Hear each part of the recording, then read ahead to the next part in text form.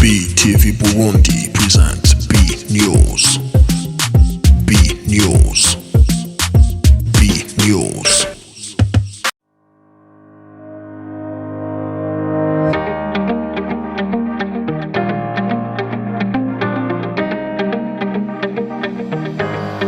Inumbero ya kino gikorwa cuno musi twatunganije bwa mbere kugira dushigikire ingingo leta yasohoye uko umunsi wa kane uba umunsi mukuru w'ibidukikije.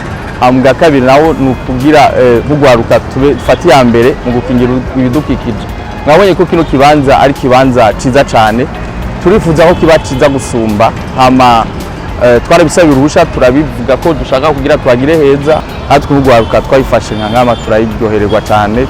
Tuvuga tuti mu gihe tuba turi ku ishure reka natwe tuze turakora, mu gihe tuba tufise akanya après-midi kugira natwe twerekane yuko kuba warafashe umunsi wa kane nko umunsi mukuru w'ibidukikije ko byaturyoheye cyane.